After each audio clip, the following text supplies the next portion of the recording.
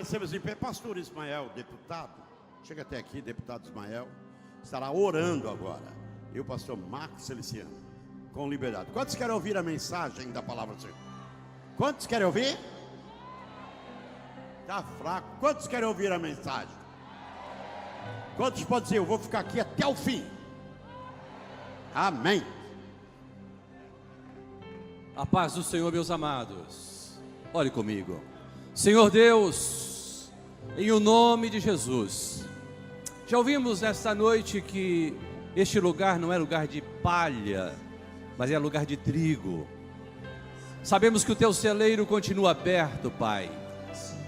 Nesse 39º Congresso dos Gideões, usa mais uma vez o teu profeta, pastor Marco Feliciano, dando-lhe sabedoria, unção, ligeireza de raciocínio, graça e autoridade para ministrar sobre nós, que a tua semente, a tua palavra caia em nossos corações, como solo produtivo, e que tu sejas honrado, e como Samuel nós estamos aqui para dizer, fala Senhor, porque o teu servo ouve, em nome de Jesus, amém.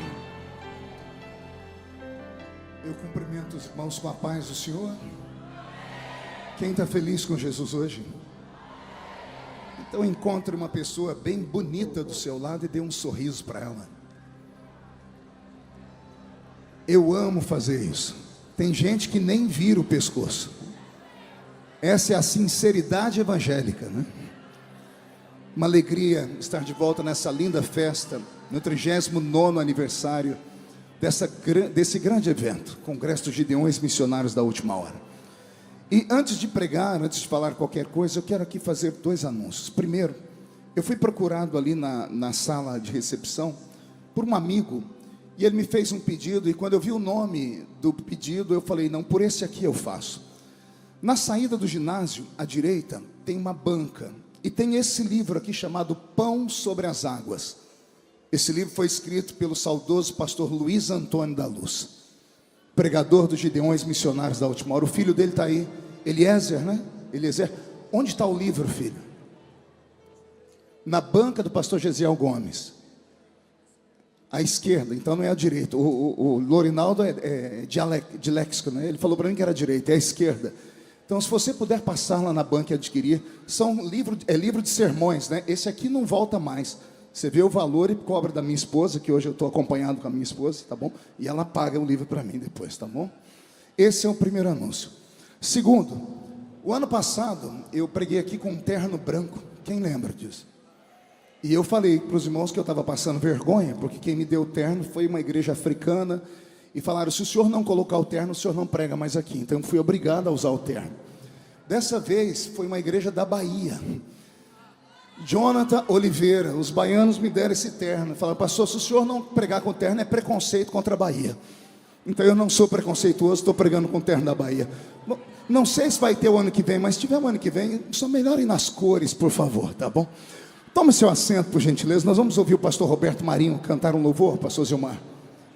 O senhor permite que meu filho toque um louvor aqui? Perfeito. O pastor disse que hoje eu tenho até às 3 da manhã só. Roberto é um filho, me acompanha pelo mundo todo, trabalha comigo já há 15 anos. E nada melhor do que você poder honrar um filho diante das pessoas que acompanham o seu ministério. Canta, Roberto. Salve a igreja com a paz do Senhor Jesus. Quem está feliz, diga amém. Sempre agradecendo ao meu pai, meu pastor Marco Feliciano, pelo carinho, pela honra. E é uma honra estar aqui. E eu acabei de ouvir o cantor Leandro cantar, que nós vamos subir. E foi isso que Deus colocou no meu coração. O rei está voltando.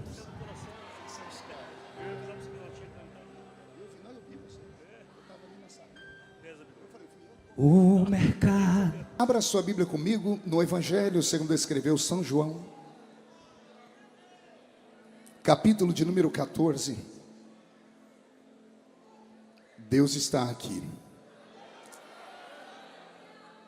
Mais uma vez quero louvar a Deus pela vida do pastor Zilmar, que se lembrou de mim mais uma vez. Obrigado, pastor Zilmar. O senhor tem um filho, tem um amigo, tem um companheiro aqui, viu? Muito obrigado. Em nome dele eu cumprimento toda a direção dos Gideões Missionários da Última Hora. Quero cumprimentar aqui também o pastor Niltinho, carinhosamente chamamos de Niltinho, mas ele é o presidente da convenção do estado de Santa Catarina.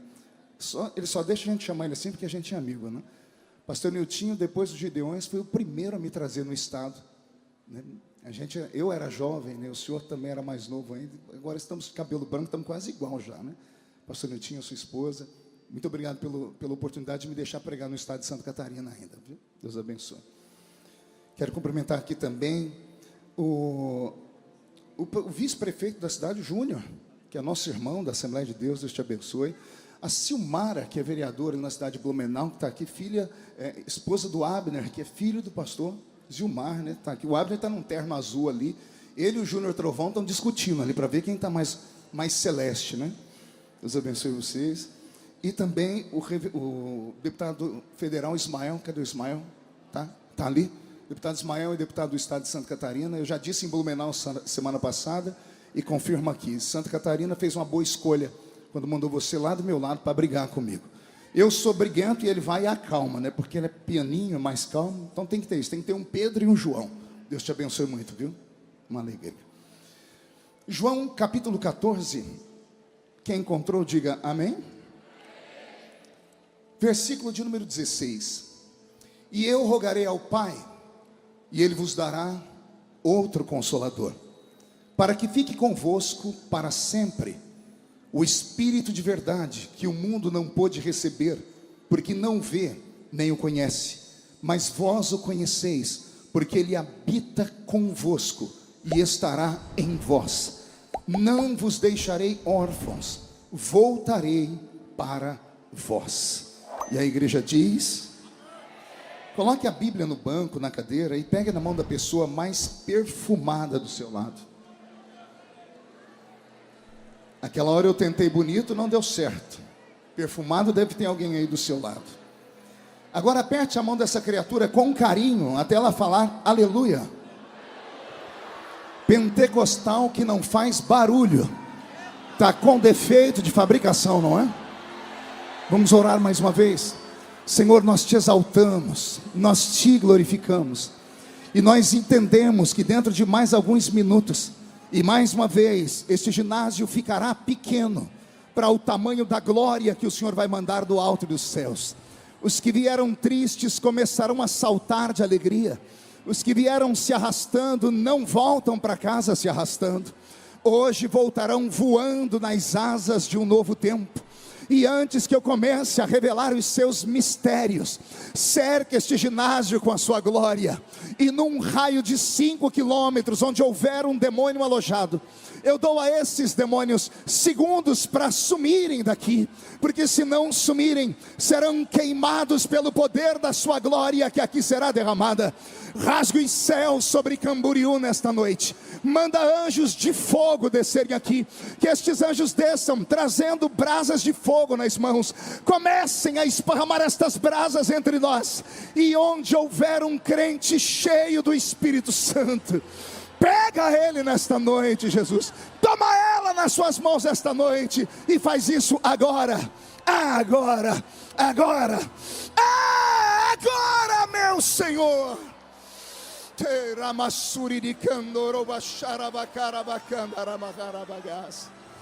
Fala conosco, fica conosco, é o que eu te peço agora e sempre. E toda a igreja diz: os que podem, tomem seu assento, aplaudindo a Jesus, porque Ele é bom, porque Ele é maravilhoso. Aconteceu alguma coisa no som que sumiu o retorno aqui.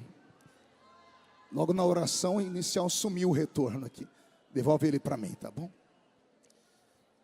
Feliz da vida em estar hoje acompanhado por aquela que é responsável pela minha vida, pela minha família, pelo ministério que Deus me deu e pela minha vida profissional, que é a irmã Edileuza. Fica de pé, doutora Edileuza, psicóloga. Tudo que eu sou e tudo que eu tenho, Deus sabe. Eu devo a Ele e a você. Fazia tempo que eu não fazia uma declaração pública assim, então vou caprichar. Eu te amo. Mas é um é um amor de verdade, não é aquele de quando a gente casou. Aquele amor de quando a gente casou, ele era mais envolvido em paixão. Hoje eu te amo de verdade, porque nós já comemos uns 10 quilos de sal junto.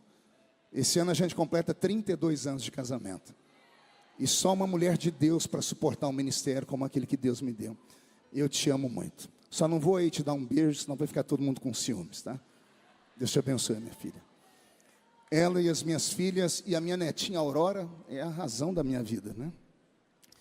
Estou aqui também vendo tantos pregadores. Renan Lopes está aqui, meu filhão. Pastor Júnior Trovão está aqui. Eu sou o Marco Relâmpago, né? Daniel Candeias, Rio de Janeiro, está aqui. Albert Alves, o Albert veio lá dos Estados Unidos só para estar aqui com a gente. O Mauro Topzeira, cadê o Mauro? Aquele lá é maluco, olha lá a cara dele, doidinho da Silva. Pastor Nirto, só tem que levar ele lá em Blumenau. Esse menino revela até a cor da roupa que a gente está usando. É uma coisa fora do normal. Deus usa muito ele, de uma igreja apostólica. Deus te abençoe, Mauro.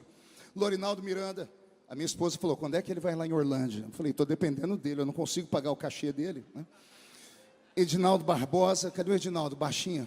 Cadê o Nanico? Ali. Aquele ali é outro que Deus tem usado muito lá em Brasília.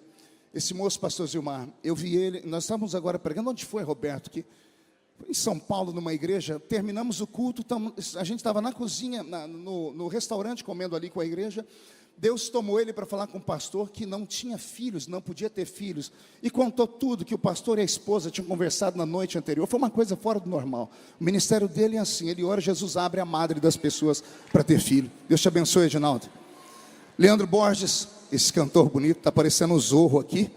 E Alex Gonçalves, cadê o Alex? Deus te abençoe, Alex, sucesso. Obrigado por terem vindo ouvir um veterano, um velho pregador. Agora sim, olhe para quem está do seu lado e pergunte, trouxe lenço?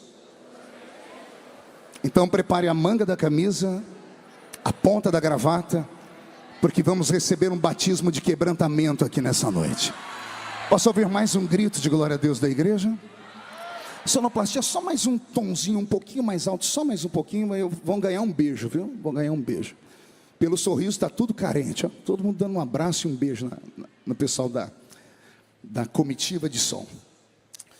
Queridos, eu quero nessa noite pregar sobre as profundezas do Espírito, ou nas profundezas do Espírito. Eu prego nessa noite para uma igreja pentecostal, para uma igreja viva, uma igreja que hoje à noite já provou que é do barulho. Ficar até uma hora dessa para ouvir um pregador rouco, com uma voz dessa, parecendo uma taquara rachada, depois de ouvir 2 horas de metralhadora do pastor Gesiel Gomes, o príncipe dos pregadores do país, é porque vocês são animados de verdade. Hoje eu fiquei feliz, eu vi tanta gente aqui das antigas, eu vi aqui os irmãos Viana. Eu falei para minha esposa, a gente estava vendo eles pelo vídeo, eu falei, vocês estão velhos, né? E eu também estou. Eu lembro do Davi e do Zé Carlos, quando eles não tinham cabelo branco ainda. Até aqui nos ajudou o Senhor. Até aqui nos ajudou o Senhor.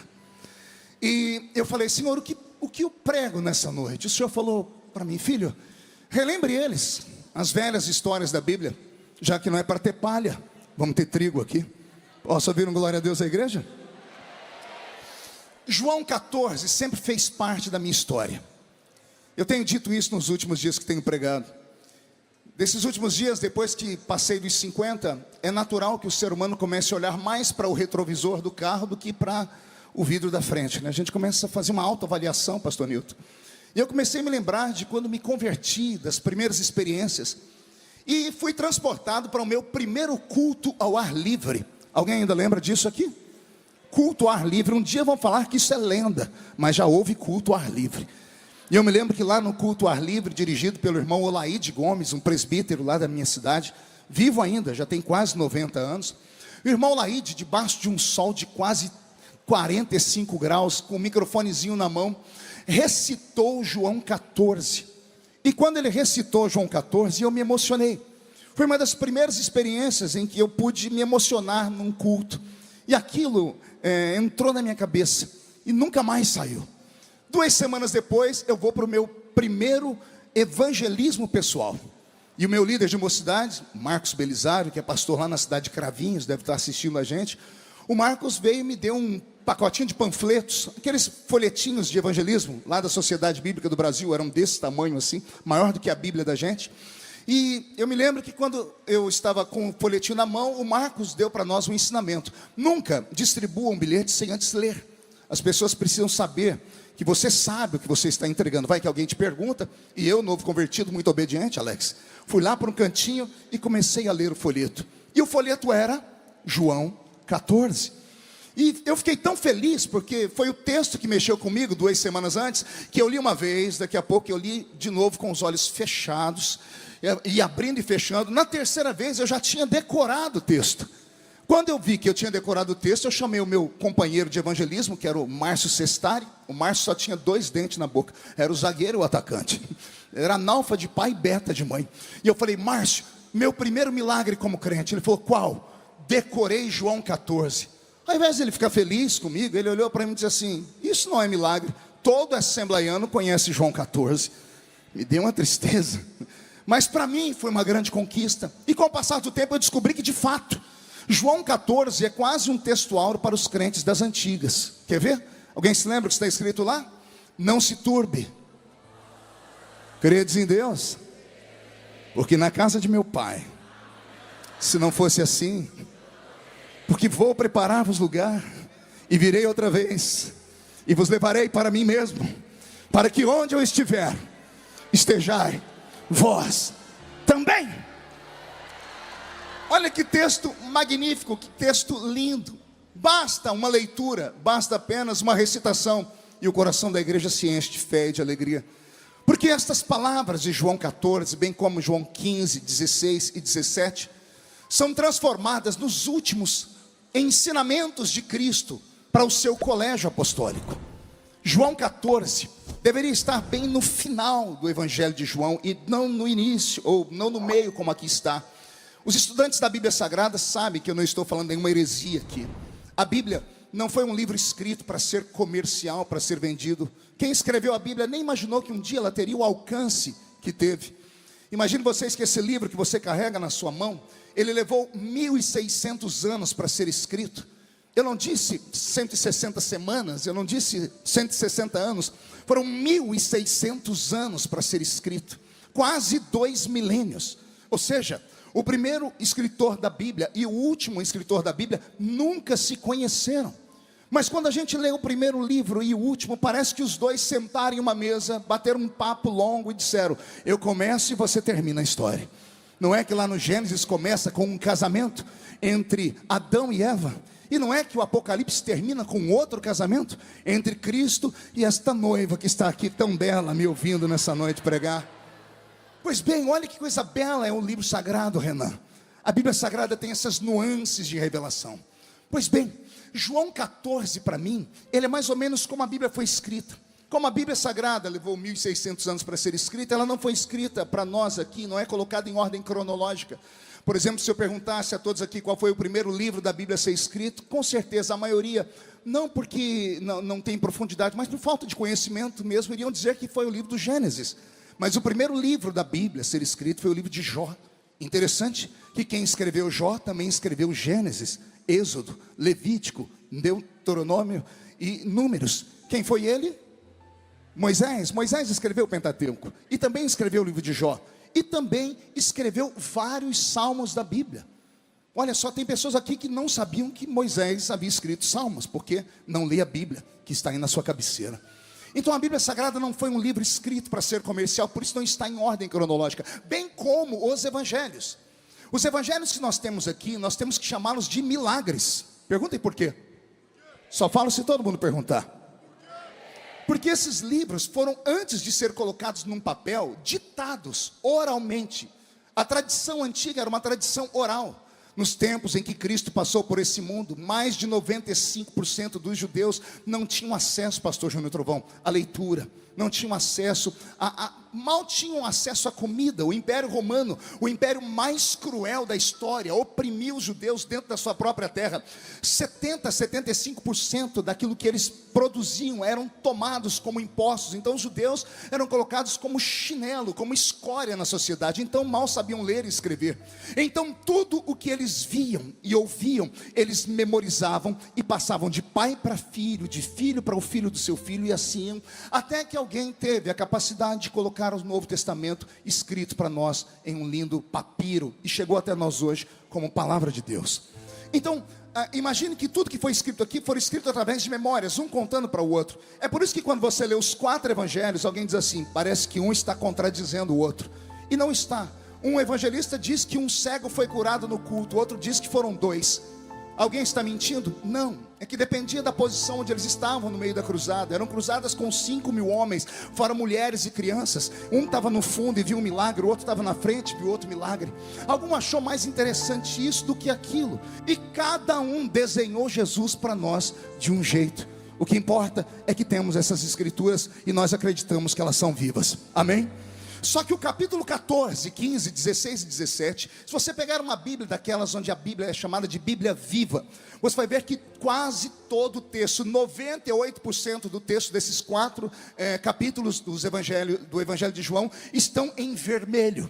Ou seja, foram palavras ditas pelo próprio Jesus, palavras que saíram da boca dele, e assim foram transcritas para nós nesse lindo opúsculo que nós chamamos de Evangelho de João. Quem entendeu até aqui, diga: eu entendi. João 14, portanto, não é um texto muito alegre, é um texto triste. João 14 é um texto de despedida, é o fechamento de um ciclo. Jesus passou por essa terra por 3 anos e meio, depois dos milagres que ele fez nas bodas de Caná da Galileia. Por 3 anos e meio passou montando uma escola, um colégio apostólico. Daí o nome que davam a ele de Rabi, Rabino ou Raboni. Esses 3 nomes, Rabi, Rabino ou Raboni, têm o mesmo significado, pastor Abraão. Esses 3 nomes significam mestre ou professor. Diga comigo, professor. E a palavra discípulo significa alunos. Olha que interessante. Quem era o Rabi da Galileia? Quem era o Rabino, o Raboni da Galileia? Era um mestre, um professor ambulante. Jesus se baseou muito na escola de Aristóteles, Sócrates e Platão para levar o ensinamento ao público na rua. Naquela época só tinha acesso à informação e a ensino aqueles que tinham dinheiro. E Jesus resolveu, como mestre, como bom professor, pregar na rua. E ele ia montando as suas pregações nas ruas, e as pessoas paravam para ouvi-lo. E não paravam para ouvi-lo porque ele era apenas um bom orador, é que tudo que ele falava fazia sentido a eles. Quem começa a ler os evangelhos, como eu comecei há muito tempo, acaba se emocionando, porque você vai ver que Israel vem de um momento dramático, e traumático. Imaginem que antes de Jesus, por 400 anos, o Israel de Deus, a nação eleita, escolhida, santa, não ouviu a voz do seu Senhor. Por 400 anos, daquela nuvem chamada Shekinah, a nuvem da glória de Deus, desapareceu da história. Por 400 anos não se levantou profetas, não houve milagres, não houve sinais, nem houve prodígios, nem nos céus e nem na terra. Fazia 400 anos que Israel estava abandonado. Por 400 anos eles ficaram como crianças que não têm pais. Por 400 anos eles achavam que a ira que eles provocaram em Deus foi tão grande que Deus jamais os olharia de novo. Passou os 400 anos e olha o que aconteceu. No meio do deserto sai um homem cabeludo, magro, com o nariz adunco, uma barba comprida, usando uma roupa feita de pelo de animal. Ele entra dentro de Jerusalém aos gritos, dizendo: é chegado o reino de Deus na terra. A secura espiritual era tamanha que as pessoas pararam para ouvir aquele troglodita pregar, porque ele mais parecia um Neandertal, um homem das cavernas, do que um ser humano já civilizado, pela roupa que usava, pelo cabelo, pela barba comprida. E quando pararam para ouvir aquele homem, começaram a beber da fonte dele. Detalhe: esse homem chamado João Batista nunca fez um milagre, nem uma dor de dente ele curou, nem um cego enxergou, ninguém que passou perto dele viu algum milagre acontecer, mas as multidões corriam atrás deles para ouvi-lo, porque estavam com sede de ouvir uma palavra de verdade. Não queriam mais ouvir palavras falaciosas nem mentirosas, não queriam ouvir promessas vazias. E quando viram ele chamar todo mundo de raça de víboras, eles disseram: chegou um homem de verdade para pregar. Profeta é desse jeito, não fala o que a gente quer ouvir, fala o que nós precisamos ouvir. E foram ouvir o João Batista. Um dia perguntaram por ele: és tu o Messias? Ele disse: eu não sou digno nem de desatar as alparcas dos pés dele. Eu vos batizo com água para arrependimento, mas ele, quando chegar aqui, vos batizará com o Espírito Santo e com fogo. Quando a Bíblia Sagrada chama Jesus de estrela da alva, de estrela da manhã, ela não mente. O que é a estrela da alva, senão aquela primeira estrela que brilha depois de uma noite extremamente escura? E quando ela brilha, as pessoas começam a observar dizendo, o sol já vai chegando aí atrás, porque depois de uma escuridão tenebrosa, vem a luz. Quando Jesus chegou a esse mundo, ele chegou como a estrela da manhã. Depois de 30 anos de idade, escondido nas bordas de Caná da Galileia, ele faz aquele milagre, transformando aquelas 6 talhas d'água em vinho. A notícia começa a correr a boca miúda, e as pessoas começam a falar, chegou um profeta na terra. E as pessoas começam a deixar as suas casas, as suas fazendas, as suas chácaras, os seus sítios. As pessoas que já não tinham muito, deixaram o pouco que tinham para caminhar atrás dele. E daí vem a palavra procissão. As pessoas andavam atrás dele, atrás de uma procissão. Primeiro para ouvir o que ele falava. E você deve ter lido na Bíblia Sagrada relatos. As pessoas diziam, que homem é esse? Que tudo que ele fala mexe com o coração da gente. Vocês devem se lembrar do testemunho daqueles 2 discípulos do caminho de Emaús, lembram? Depois que Jesus desapareceu na mesa do pão, um olhou para o outro e disse, porventura não ardia o seu coração enquanto ele falava conosco? Jesus tinha esse poder. Ele não falava para os ouvidos, ele falava para o coração das pessoas. E quando ele falava para o coração das pessoas, fazia sentido e despertava a esperança. E a esperança moveu a terra da Palestina. E a escola apostólica de Jesus se tornou um sucesso. Foi a maior escola pública a céu aberto da história. Eu já li para você, ou melhor, já citei aqui, mas poderia ler, mas não temos tempo. No capítulo 5 de Mateus, Jesus está no apogeu da sua escola. Ele tem 5.000 alunos homens sentados na sua frente, fora as mulheres e as crianças. Se cada homem e uma mulher tivesse uma criança, 15.000 alunos. Quem é que poderia saber que alguém poderia ter 15.000 alunos que iriam ouvir a sua pregação sem o uso de um microfone, sem o uso de um aparelho de tecnologia? E todos ouviam atentamente o que ele falava. Jesus chegou neste ápice, nesse dia em que a escola dele atingiu este nível tão grande. Como bom professor, como diretor de uma universidade, ele fica feliz, e ele resolve dar um presente para aquelas pessoas. E esse presente parece que fez mudar algo na cabeça delas. Ele resolveu naquele dia, ao invés de falar, fazer. E ele pediu pães e peixes, e trouxeram 5 pães e 2 peixinhos, e ele alimentou toda aquela multidão. Quando a multidão viu a bondade dele ser transformada em sinais, as pessoas deixaram a vida e começaram a andar atrás dele. Agora ninguém queria mais trabalhar. Ora, você acorda, vai para perto dele para beber da sua sabedoria. De vez em quando ele ainda faz uma obra, um milagre, ele cura alguém, e ainda ele alimenta você com pão e peixe. As pessoas ficaram mal acostumadas. E você vai ler nos evangelhos, leia lá João capítulo 5 e 6, você vai ver Jesus começando a dar bronca na multidão. Ele parou de pregar aquele evangelho doce que eles estavam acostumados a ouvir, e começou a pegar pesado.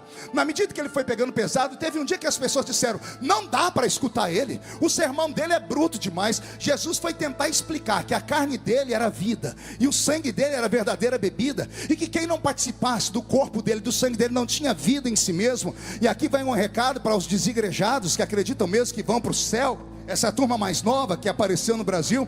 Como é que você vai para o céu se você não está ligado no corpo? Como é que você pode ir para o céu se você não participa do corpo e do sangue? Não fui eu quem disse, foi Jesus quem disse. Quem não participa do corpo e do sangue não tem vida em si mesmo. E quem não tem vida está morto. E o meu Deus não é Deus de mortos, é Deus de vivos. Então, para você que está aí segurando na onda dessas outras pessoas que não vão à igreja de jeito nenhum, porque são crentes mornos, frios, que se escandalizaram porque não tiveram a sua fé fixada em Cristo, pararam para olhar os homens, deixa eu te falar de novo, volte para o santuário. Vale até uma pergunta: alguém já viu andando pelas ruas aí da sua cidade uma perna sozinha? Você já viu uma perna saindo andando sozinha, sim ou não? Já viu uma mão andando sozinha? Só da família Addams, né, que tem lá um filme. Você já viu uma orelha andando sozinha? Um nariz andando sozinho? Alguém já viu? Já viu um coração andando sozinho? Não, né? Mas você já viu um corpo sem uma perna andando pela rua? Você já viu um corpo sem uma mão andando pela rua? Já viu um corpo sem uma orelha? Então aqui está explicado: não existe vida fora do corpo. Membro que não está no corpo está morto e precisa ressuscitar.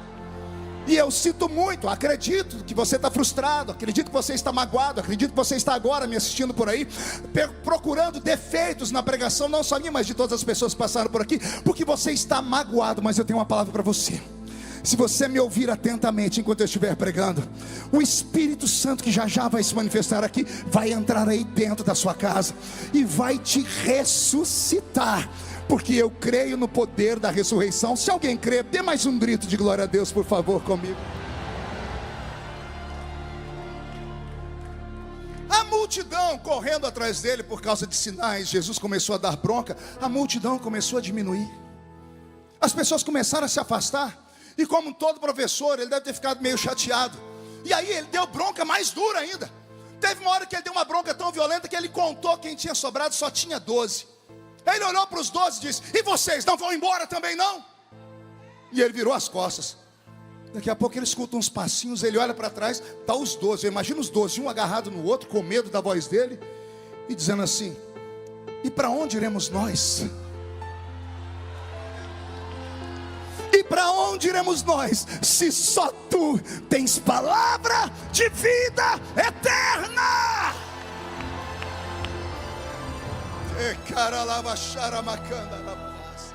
Olha que coisa bela. Eles revelaram para Jesus que não estavam atrás dele por causa de milagres.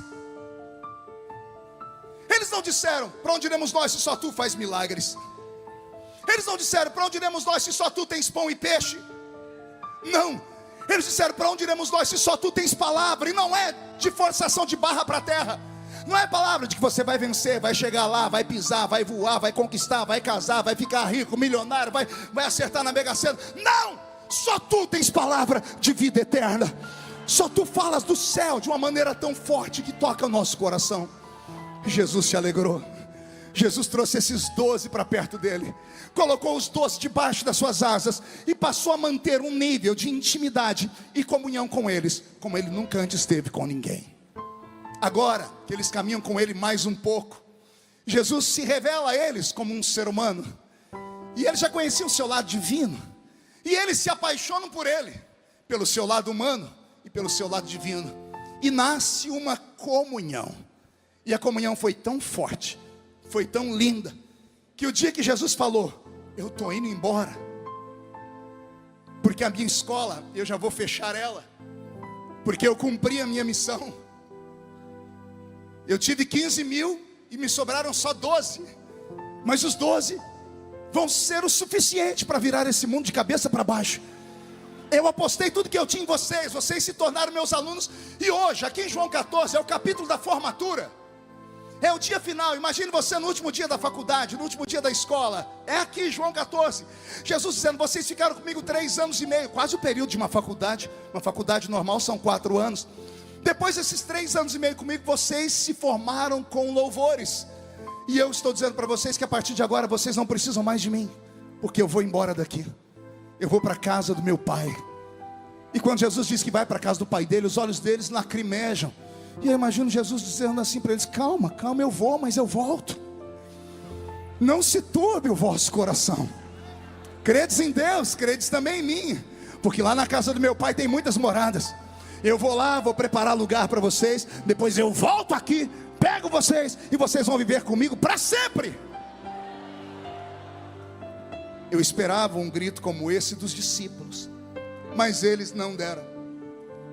Eles olharam para ele e ficaram ali, choramingando. Jesus, para entender os discípulos, teve que entrar na mente deles, Renan. Daniel, Jesus teve que ir na mente deles para tentar entender, porque eles estão tristes. É o dia da formatura, é um dia de felicidade. Lembra do dia que você se formou? Lembra do dia de alegria? Só é meio triste porque você vai ficar longe dos seus amigos, mas tirando isso é uma alegria, você vai para uma nova etapa na sua vida. Era o dia da formatura, pastor Júnior Trovão.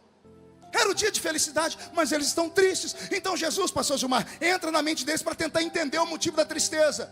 E aí ele começa a dizer: já sei, eles vão sentir falta dos sinais, dos momentos gloriosos. E aí ele, como professor, fala uma coisa que eu só posso falar que está escrito, senão alguém ia falar que é heresia. Imagine ele, o mestre, falar para um aluno: o meu sonho, aluno, é que você seja melhor do que eu, que sou mestre. Mas o mestre aqui é Jesus.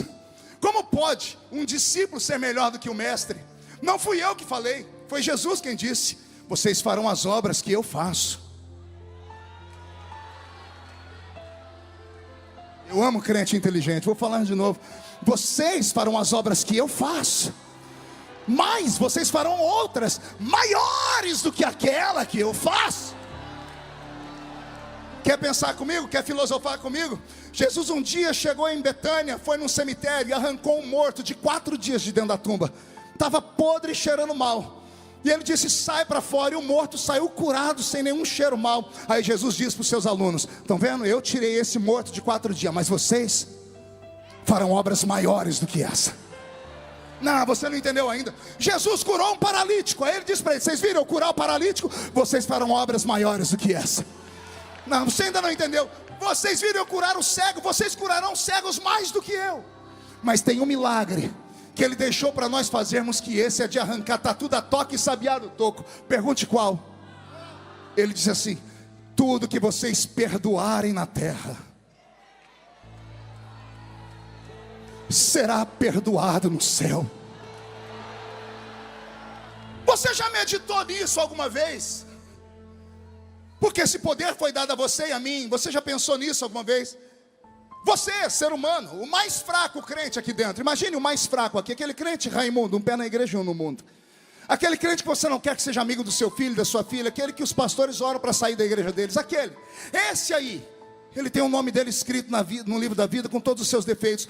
Se esse crente capenga estiver passando numa esquina, e Deus me guarde, ele passar por um acidente, e lá no acidente ele ver uma pessoa entre a vida e a morte, se ele tiver a capacidade de chegar perto dessa pessoa e fazer a oração do pecador com ela, e fazer essa pessoa confessar que Jesus é o Senhor, aquela pessoa pode ter sido assassina, prostituta, pode ter sido ladrão, pode ter sido adúltero, aquela pessoa vai direto para o céu, porque está escrito: o que vocês ligarem na terra será ligado no céu.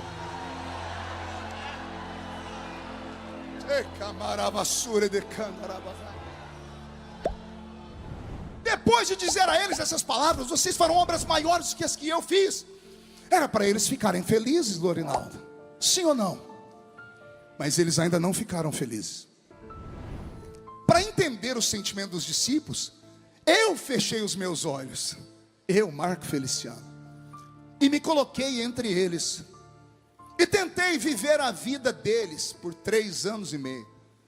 No final, pastor Nilton, até eu estava chorando. Imagine você amar uma pessoa e de repente essa pessoa ser arrancada de você. Imagine você amar muito uma pessoa, mas muito, e essa pessoa chegar em você e falar assim: infelizmente eu preciso mudar de país. Quanto isso acontece muito com famílias de missionários. Eu vou embora daqui. Ou você que perdeu alguém que você amava muito. A dor da separação, quando há um amor verdadeiro, ele chega a machucar.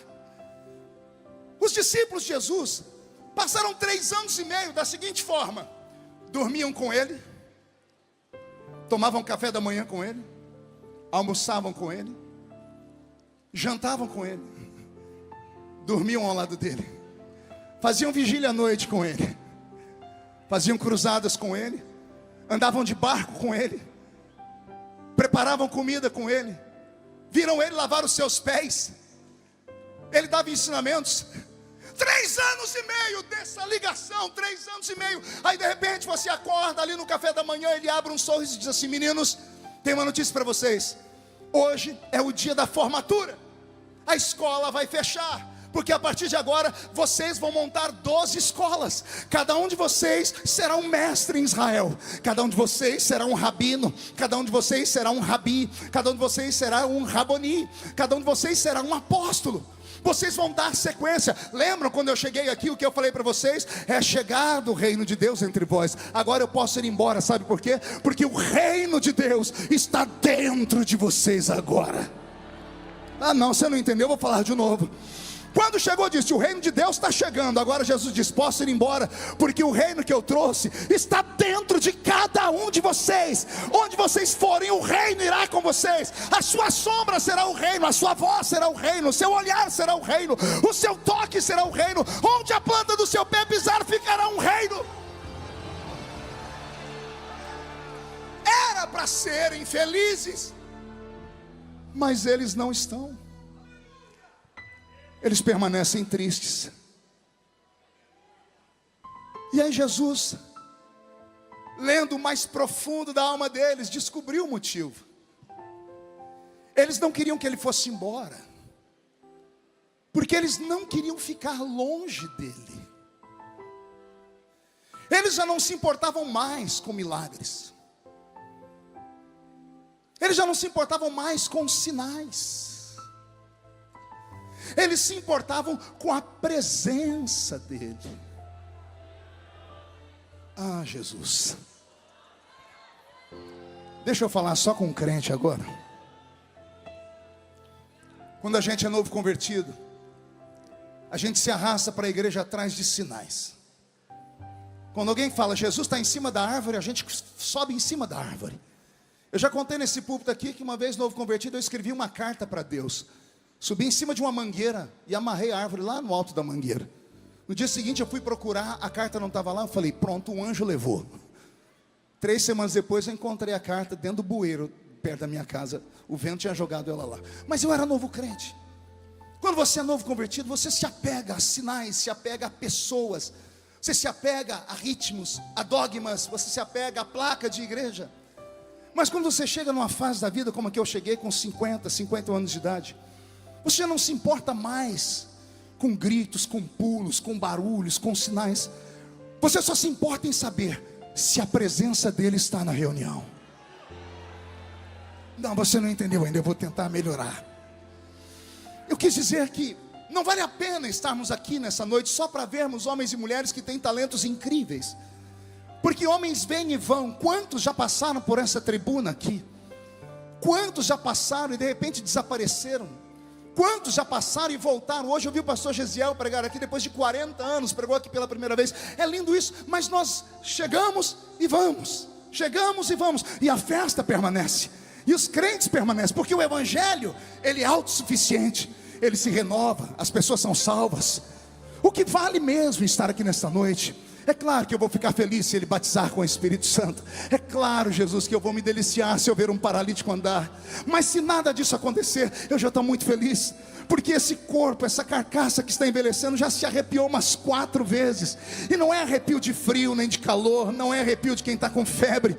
É arrepio sabendo que tem uma presença invisível aqui dentro. E eu não sei se mais alguém está sentindo essa presença aqui. Porque quem sente essa presença pode se levantar contra ele 11.000 demônios. 1.000 cai de um lado, 10.000 cai do outro lado, e a pessoa não é atingida.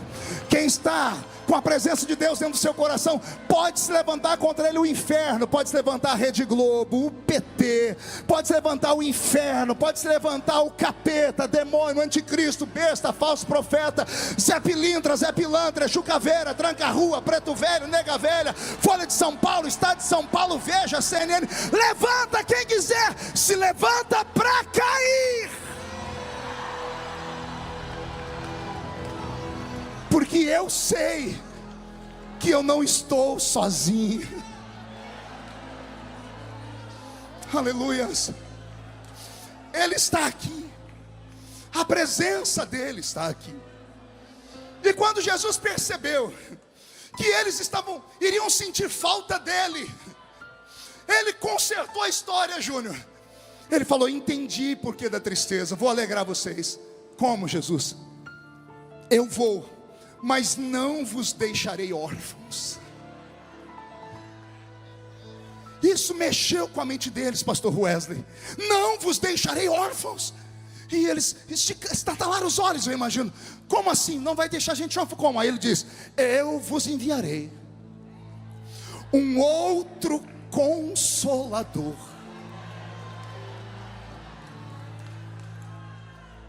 A palavra outro, no original, significa gêmeo. Esperar sua mente entender. A palavra outro significa gêmeo, idêntico, igualzinho. Jesus está dizendo: eu vou, mas eu vou mandar o meu irmão gêmeo para ficar com vocês. Ele é igualzinho a mim, ele é idêntico a mim.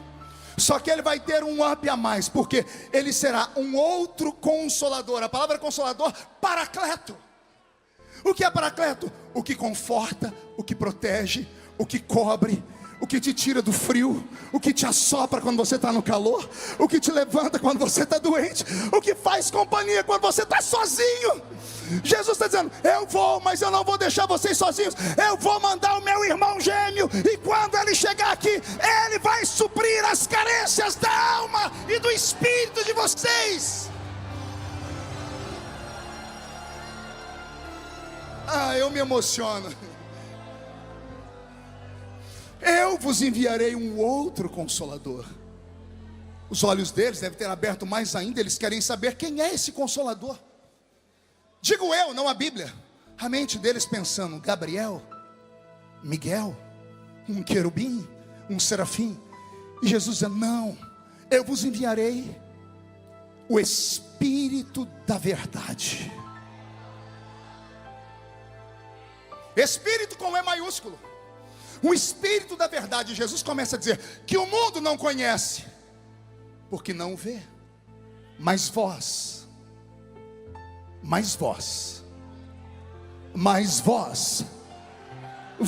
o conheceis, porque Ele habita convosco, e Ele estará em vós. Vou falar de novo pausadamente para isso entrar na sua alma. Jesus começa a dar uma revelação profunda demais. Ele disse: já resolvi o problema da carência. Sentem falta da minha presença? Não vão sentir. Eu vou mandar o Espírito Santo, e o Espírito Santo vai suprir a minha falta. Todavia, quando Ele chegar, vai ter o mesmo processo. Vocês vão ter que conquistá-lo.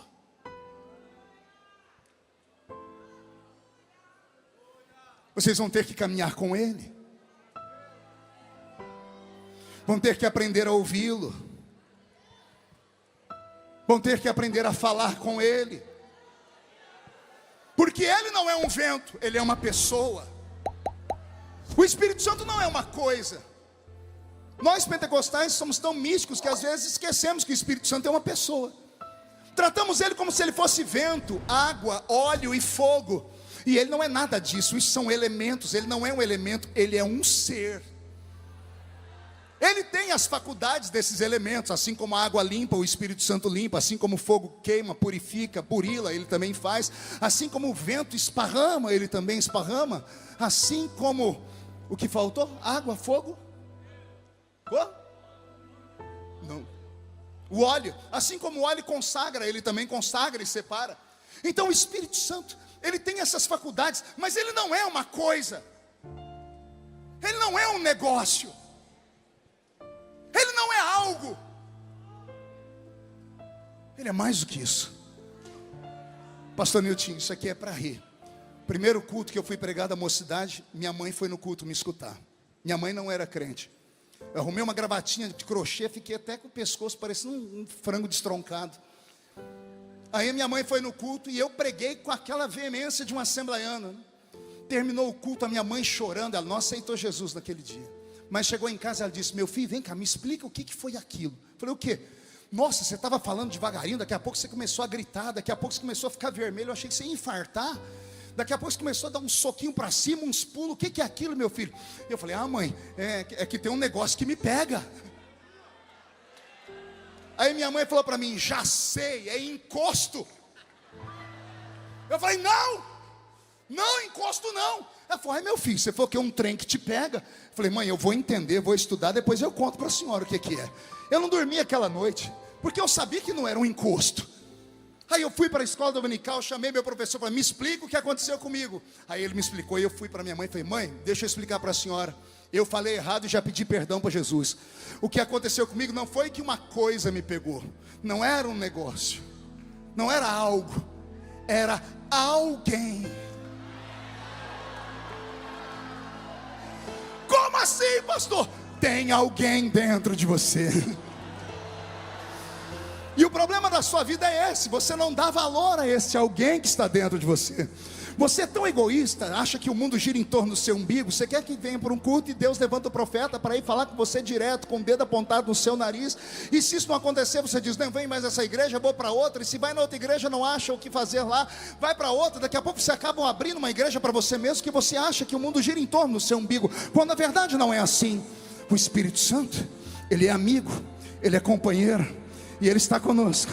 Só que há um processo. Jesus disse: Ele estará convosco, e se tudo der certo, Ele estará em vós. Diga comigo, com. Diga em. De novo, com. Diga em. Eis aqui o que Jesus está falando. Quando esse Espírito de verdade chegar, que vocês já o conhecem, porque Ele estará convosco, e Ele estará em vós. Pastor Ronaldo, por favor, me ajude aqui, venha cá. Fique aqui comigo do meu lado. Pegue na minha mão. Aqui sou você, e aqui o Espírito Santo. Ele está convosco. Você vai para a escola, você volta, você dá meia volta. Para onde você vai, Ele vai com você, porque Ele está convosco. Mas não se alegre muito, porque Ele só está com você. Agora olha o que pode acontecer. Você vai querer ir em algum lugar que Ele não quer que você vá.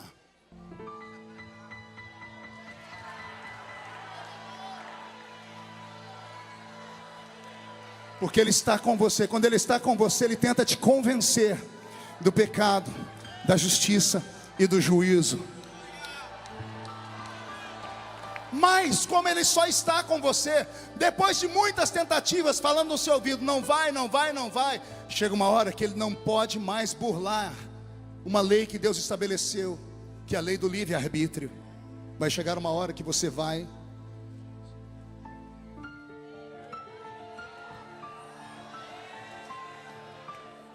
e Ele fica entristecido.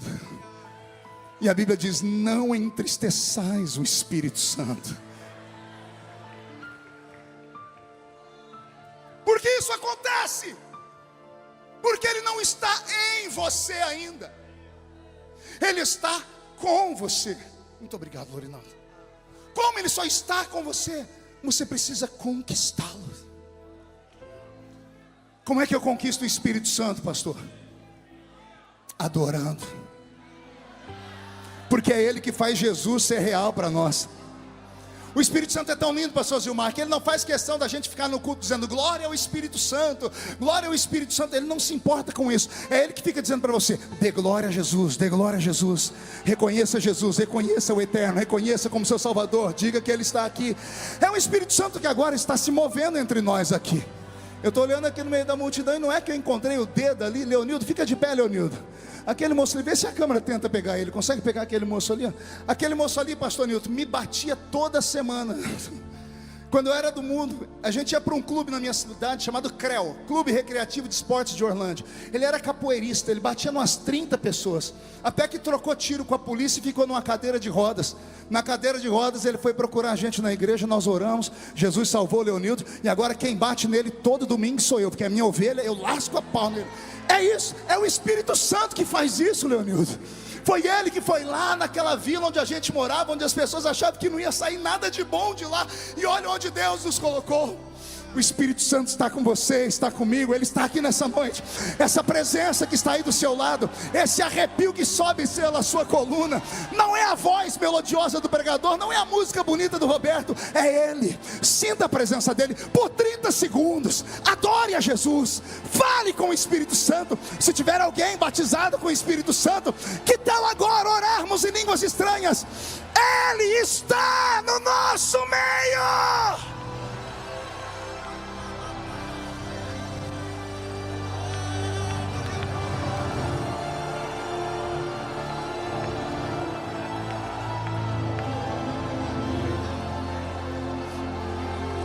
Ah, Jesus, segure aí. Ele estará convosco. Essa presença latente, nós não podemos perdê-la jamais. Há uma grande diferença entre Ele estar conosco e estar em nós. Tem alguma criança aqui no púlpito? Um menino? Você, garoto, você pode vir me ajudar? Vem cá, você. Vocês já vão entender porque eu chamei ele. E não vão rir não, viu? Pegue aqui na minha mão. Esse aqui é o Espírito Santo. E esse aqui sou você. Suponhamos que depois de andarem juntos, orarem juntos, cantarem juntos, sentirem Jesus juntos, vocês fizeram uma amizade incrível. Aí nesse dia, Ele não mais vai estar conosco, aí Ele vai estar em nós. Aí é mais ou menos assim, ó.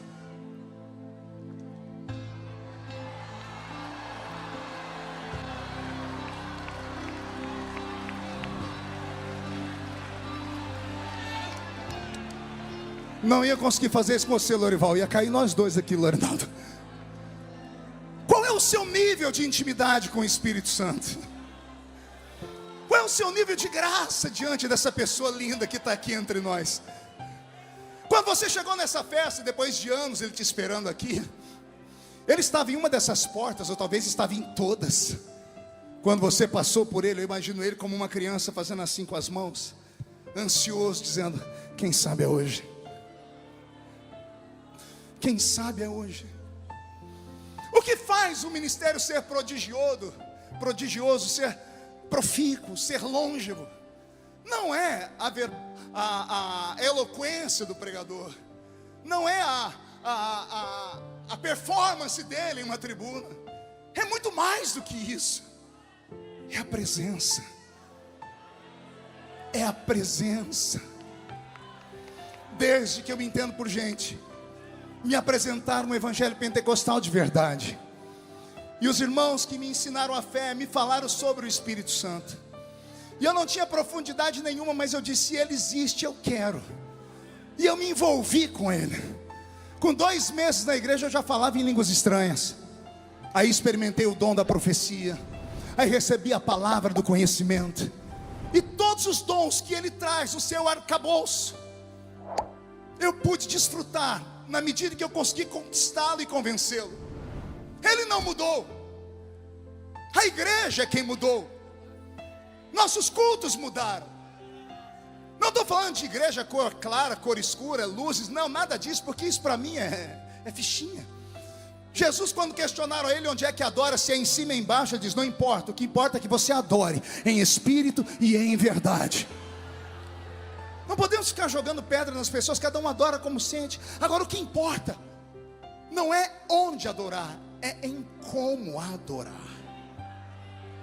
Está faltando o Espírito Santo nos cultos. Diferença da geração passada para essa nova. A geração raiz para a geração Nutella. Digo isso com muito respeito. É simples. A nossa geração não tinha muitas opções. A nossa geração tinha 3 lugares para ir: igreja, trabalho e casa. Aí nossos pais oraram muito e Jesus deu um 4º lugar para a gente ir: escola. Aí a escola fez alguns dos nossos ficarem inteligentes, começaram a se tornar microempresários, empresários, e aí saímos dos trilhos. Porque como só tínhamos 3 lugares para ir, e em todos os lugares nós éramos oprimidos, inclusive na igreja, porque tinha os irmãos que perseguiam a gente também, a gente levava uma vida de vigilância. Eu não tenho memórias na minha mente, eu indo para um shopping center na minha infância, eu indo a um show, eu indo a um show gospel, não consigo me lembrar eu indo a um cinema, eu indo a um campo de bola. Toda a memória que eu tenho, sou eu estando na igreja, igrejeiro. Eu ia na igreja de segunda a segunda, eu ia no ensaio do círculo de oração, que as irmãs do círculo de oração oravam 1 hora antes, ajoelhada, lá estava a gente. A gente só bebia dessa fonte, a gente só lia a Bíblia, a gente só ouvia pastores e pregadores.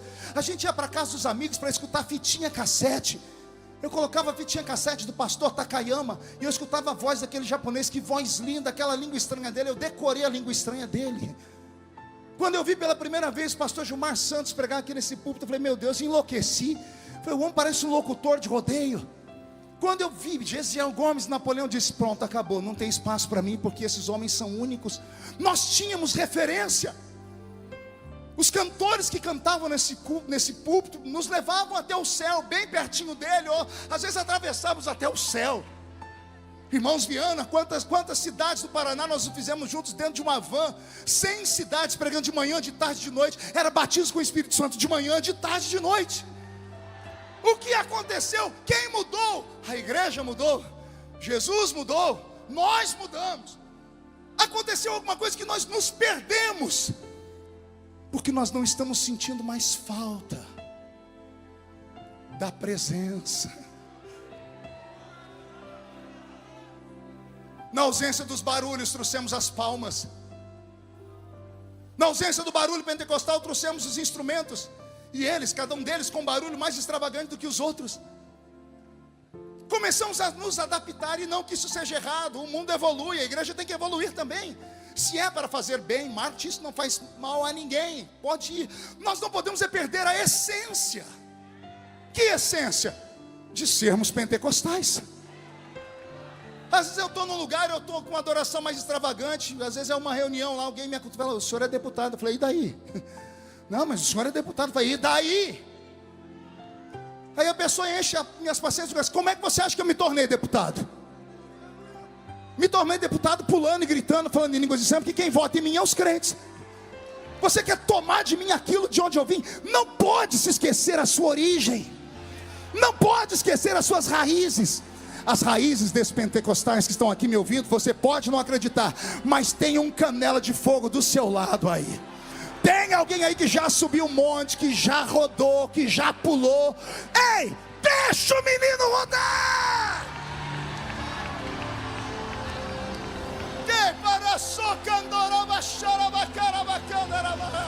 Quem gostou, coma muito. Quem não gostou, vomite ou saia. A porta da rua é serventia da casa. Isso aqui não é congresso para qualquer um. É Gideões missionários da última hora.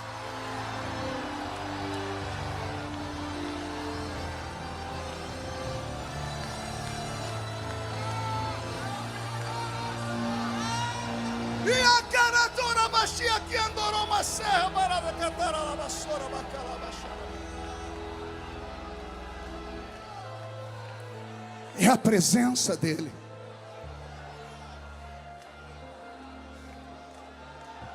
Daniel Candeias, vem cá, fique aqui por favor, filho. Hoje eu estou ilustrativo, fique aqui. A Bíblia tem um texto que os pentecostais amam. Evangelho de Marcos, capítulo 16, versículo 15 em diante. Ide por todo o mundo e pregai o evangelho a toda criatura. Quem crer e for batizado será salvo, mas quem não crer será condenado. E estes sinais seguirão aos que crerem em meu nome: expulsarão demônios, falarão novas línguas, pegarão nas serpentes, se beberdes alguma coisa mortífera não lhes fará dano algum, porão a mão sobre os enfermos e os... Olhe para as suas mãos. Olhe frente e verso. Você acha que é essa mão aí que cura alguém? O que você vê quando olha para a sua mão? Anéis, esmalte, unha encravada, calos. Você acha mesmo que é essa mão que cura alguém? A Bíblia diz, onde a planta do seu pé pisar eu te dou por herança. Olhe para o seu pé. Tenta lembrar a última vez que você viu ele. Você acha que esse seu pé é chulezento, fedorento, cura alguém? Joanete frieira, unha encravada, bicho de pé. Tem uns crentes que têm vergonha do pé, porque a unha dele parece um chofar, né? Olho de peixe. Você acha que esse seu pé chulezento que cura alguém? Pergunte para mim, como acontecem os milagres, pastor? Só falo se todo mundo perguntar. Alguém produz os milagres em você. Meu lado, Daniel, mão esquerda na minha cintura, segura firme. Mão direita em cima da minha mão direita. Fecha os dedos em cima da minha mão, fecha. Tranquilo, mas firme aqui, tá? Pé direito, pé esquerdo, vamos caminhar.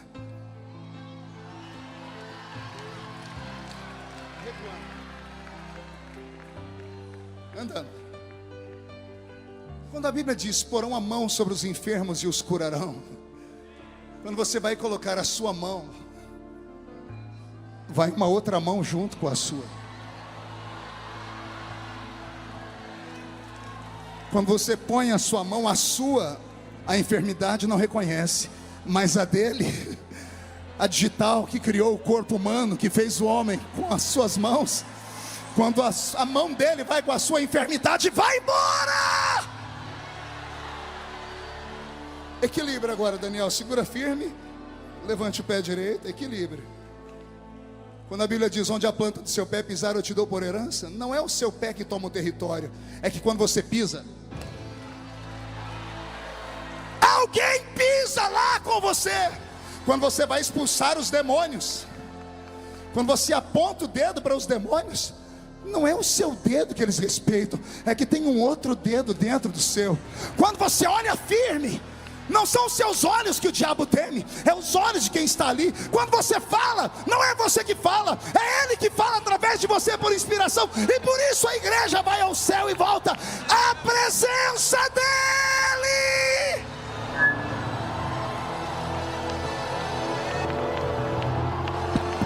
Ele está aí.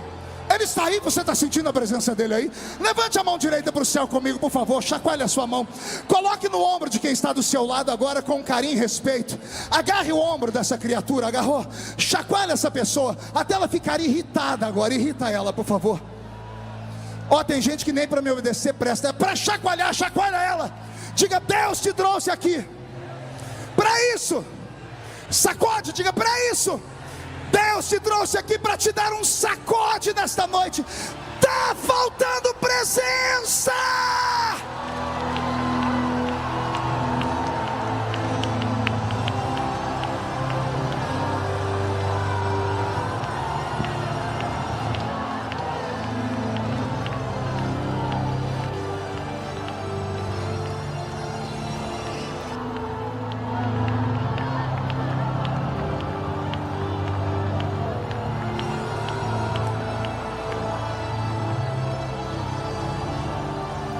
Ah, meu Deus.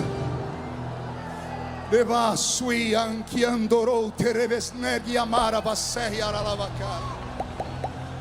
Terloin telo mantre vele suri di candorou asnaravaki avasema. Prenai ternai ai sui atori gimibes. Merloiandre vele cantururi habarashara garavada. Renan,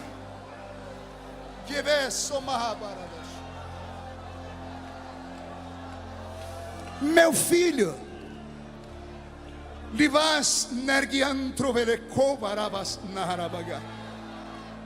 na força e na unção que te levantei, o inferno todo se apavorou. Na sua juventude, encontrou o inimigo formas de te acusar. O diabo pediu sua alma para cirandar, mas eu não deixei, porque quem começa a boa obra, termina a boa obra. Vigia, porque lugares onde os seus pés não pisaram ainda, te aguardam.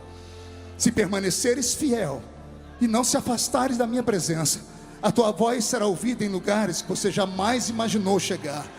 Porque o que tenho contigo, te revelei lá no alto do morro, lá naquela casa do canto, naquele barraco despencado, com aquela mulher simples que disse: olha, meu filho, eu, Senhor, te levanto e te seguro.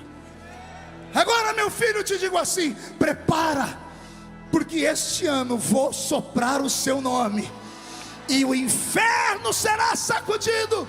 Recebe da minha presença e da minha graça, diz o Senhor.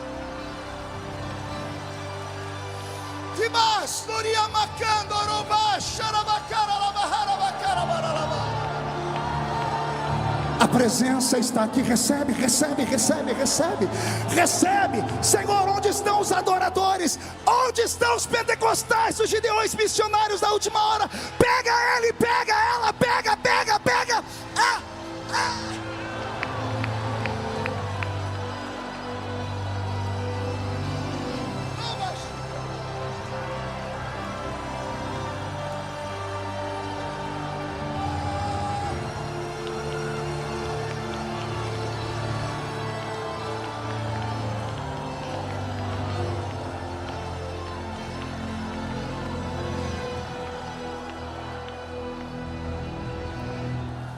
Segure mais um minutinho, já estou terminando.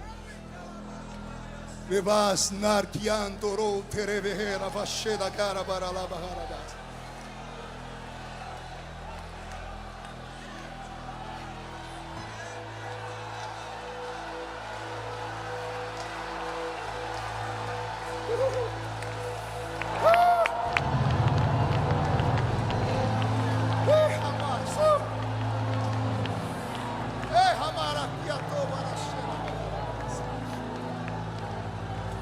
Sente um minutinho.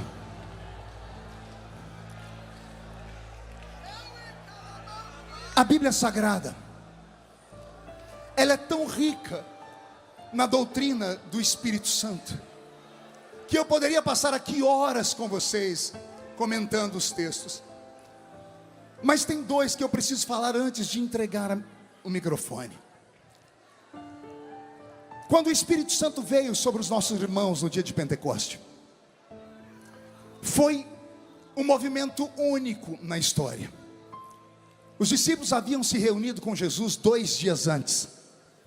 2 dias antes o Senhor havia ressuscitado, ou melhor, já estava ressuscitado, e apareceu por um período de 40 dias ao povo.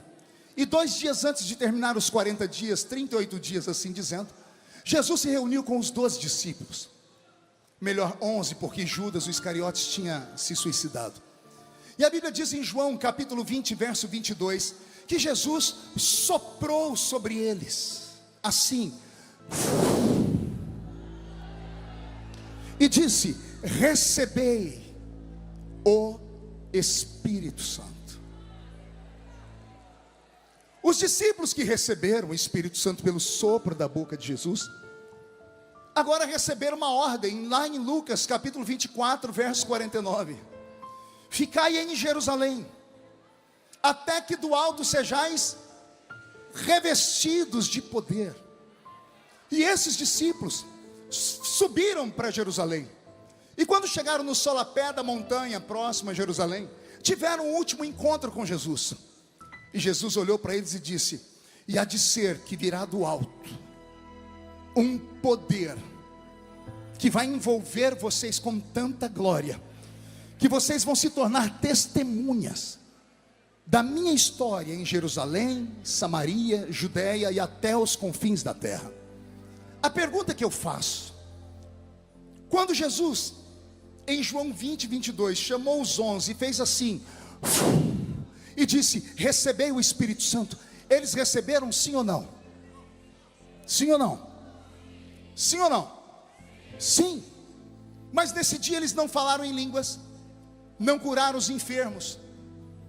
Eles receberam o Espírito Santo aqui, porque Jesus soprou perto da narina deles. Eles respiraram o Espírito Santo.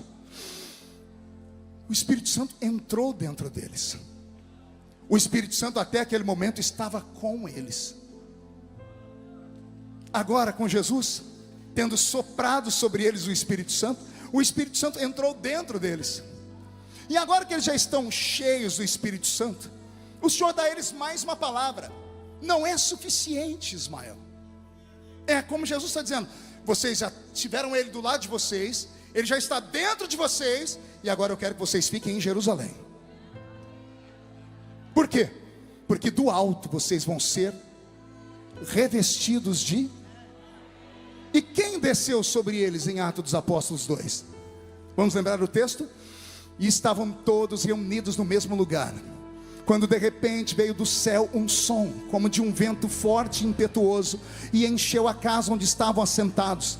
E foram vistos por eles línguas repartidas como que de fogo, as quais pousaram sobre cada um deles. E todos foram cheios do Espírito Santo e começaram a falar em outras línguas, conforme o Espírito Santo lhes concedia que falassem. Quem desceu sobre eles? Não ouvi. Então quer dizer que existem pelo menos 3 formas, 3 níveis de relacionamento com o Espírito Santo. Um é quando ele está conosco, um é quando ele está em nós, e outro é quando ele está sobre nós. Vamos lá? com, em, sobre. Consegue me acompanhar? Com, em, sobre. Todo mundo fazendo? Com. Pergunte para o seu irmão, em que nível você está?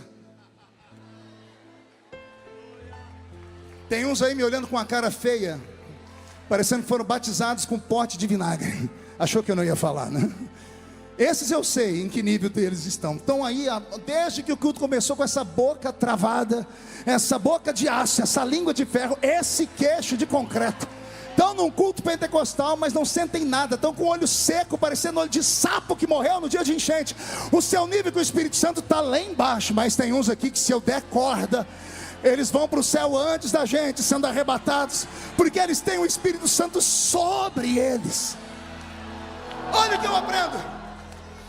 Quando o Espírito Santo está conosco, ele nos convence. Quando ele está em nós, ele nos guia. E quando ele está sobre nós, ele nos usa. Quando ele está conosco, ele nos convence. Jesus está nas águas. Vamos usar o exemplo do Filho de Deus. A Bíblia diz em Lucas que Jesus desceu as águas para ser batizado. E quando ele foi batizado, o sinônimo do arrependimento pleno do homem, ao sair das águas, o Espírito Santo vem sobre ele em forma corpórea de uma pomba. O Espírito veio com ele, ou seja, nesse momento de convencimento. Saindo dali, a Bíblia diz, e Jesus, agora cheio do Espírito Santo, foi guiado pelo Espírito ao deserto para ser tentado. Está entendendo? Uma coisa é o Espírito Santo estar com, outra coisa é ele estar em você. E agora ele vai para o deserto. E depois que ele sai do deserto, tendo vencido o diabo, as enfermidades não paravam de pé diante de Jesus. Os demônios não paravam de pé diante de Jesus. Os milagres aconteciam, porque ele passou pelos 3 níveis: o Espírito Santo com, o Espírito Santo em e o Espírito Santo sobre nós. O que está faltando para nós nesses últimos dias? É até louco o que eu vou falar aqui, mas há um conflito de 2 textos da Bíblia que eu queria ajuda aqui dos universitários. Em Joel capítulo 2, 28, no texto áureo dos pentecostais, lá está escrito assim: e há de ser que nos últimos dias, diz o Senhor, derramarei o meu Espírito sobre toda a carne. O meu Espírito. Em Atos 2:17, quando Pedro vai recitar o texto, ele muda a preposição. Ele diz, e há de ser que nos últimos dias, diz o Senhor, derramarei do meu Espírito. Qual texto está correto? O ou do? O é um artigo definido. Do é uma preposição desconexa. É a preposição de mais um artigo definido o. Aí nós temos do. Derramar o Espírito é pegar o Espírito e colocar em cima da pessoa. Derramar do Espírito é pegar os dons do Espírito e dar para a pessoa. Nós temos esse problema de concordância verbal. Eu procurei em 60 Bíblias. Se eu estiver errado, pode me corrigir. Mas parece que a língua grega ela é mais profunda. É como o Senhor não queria dizer que toda a carne vai receber o Espírito Santo. Imagina um bebum recebendo o Espírito Santo. Imagina um assassino recebendo o Espírito Santo. Imagina um devasso recebendo o Espírito Santo. Eles não podem receber o Espírito Santo, mas podem receber do Espírito Santo. Porque é uma condição deixada para os últimos dias. E aqui vai uma pancada, pergunte qual. Muitos crentes estão indo direto para o cenáculo e não passaram pelo Calvário.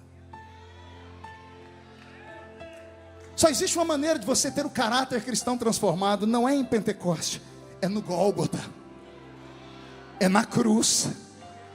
É a cruz que santifica. Na cruz morremos com Ele, na cruz renascemos, nasce um novo homem com Ele. Somente um homem renascido de novo pode receber o Espírito Santo na sua plenitude. Daí você vai começar a entender porque tem tantos charlatões que operam com milagres, mas não tem vida com Deus nenhuma. Vou falar de novo, nós vivemos uma era agora de um monte de gente que só revela. E eu não é errado, eu conheço o dom de revelação. Mas quando você conhece a vida da pessoa, você fala, como é que pode essa pessoa ter uma vida porca dessa e revelar desse jeito? Aí Jesus falou comigo, é os últimos dias. derramarei do meu espírito sobre toda a carne. A pessoa busca, recebe, mas isso não quer dizer que eu conheça ela. Eu falei, por quê? Porque está escrito também, naqueles dias dirão, mas eu profetizei no seu nome, mas eu curei no seu nome, mas eu fiz milagre no seu nome. Jesus vai dizer, eu não te conheço. Você recebeu do Espírito, mas não recebeu o Espírito. Porque quem recebeu o Espírito não pratica mais o pecado, não pratica mais a iniquidade.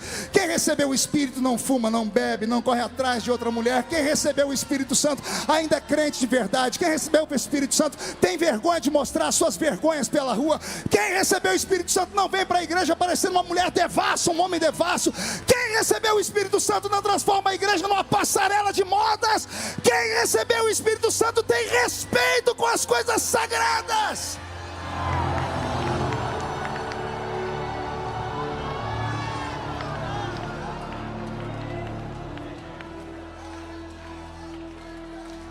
Nesta noite, não se importe muito em receber do, mas procure receber o. Porque se você receber o Espírito Santo, o restante vai acontecer naturalmente na sua vida. De uma coisa eu tenho certeza: o Senhor Deus não entregará esta geração na mão do diabo. O diabo não vai fazer festa. Eu disse semana passada na igreja de Blumenau, pastoreada pelo pastor Niltinho, que eu vim agora de uma viagem pelo Oriente Médio e voltei de lá preocupado. Estamos na iminência de uma terceira guerra mundial. Israel está se segurando para não retalhar o Irã. A França entrou no meio da história, estão fazendo de tudo para segurar a nação de Israel. Essa semana, os Estados Unidos da América, quase todas as universidades foram tomadas por manifestantes de esquerda, chamando o povo judeu de povo do demônio. Estão praticando antissemitismo a olhos nus. Estamos na iminência do que a Bíblia Sagrada chama de Apocalipse. Estamos na iminência de uma terceira guerra mundial. E se houver uma guerra mundial agora, uma terceira guerra mundial, com os armamentos bélicos, com armas de destruição em massa, armas atômicas, vai ser a maior ceifa que já aconteceu em toda a história. O único interessado nisso é Satanás, porque Satanás sabe que se houver uma terceira guerra mundial, nesse mundo promíscuo, perdido e ateu, milhões de vidas, bilhões de vidas irão ao inferno sem conhecer Jesus. Jesus não vai deixar isso acontecer. Vai vir um avivamento antes disso. Repito, vai haver um avivamento antes disso. E acredito que está começando aqui nos Gideões essa noite. Ora, eu cheguei aqui e foram me falar: pastor, está tendo mais gente vindo para Gideões agora do que a última vez da grande festa. As pessoas começaram a procurar de novo, estão com fome, não aguentam mais comer comida enlatada de verdade, não conseguem mais comer lixo tóxico de internet, não conseguem mais assistir pregadorzinhos que acham que são pregadores de verdade, mas ficam sentados nos banquinhos com a perninha cruzada assim, com óculosinhos bonitinhos na cara, dizendo: não importa o que você fez no verão passado, Jesus te ama do seu jeitinho mesmo, vem assim mesmo, vem de fio dental mesmo, vem, pode dar uma cheirada numa carreira de cocaína. Aqui não, Satanás, aqui ainda tem palavra e pão quente do céu. Vai haver um avivamento no Brasil. Quem acredita que esse avivamento vai acontecer? Se coloque sobre os seus pés, se coloque sobre os seus pés.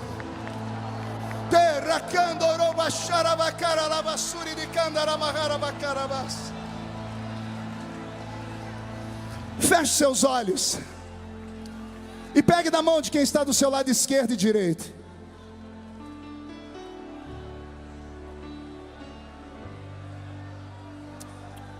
Eu quero te convidar a adorar agora. Nós vamos convidar, Roberto, o Espírito Santo. Vamos dizer que ele é bem-vindo nessa casa. Quem acredita que ele é bem-vindo nessa casa? Feche seus olhos. Nosso amigo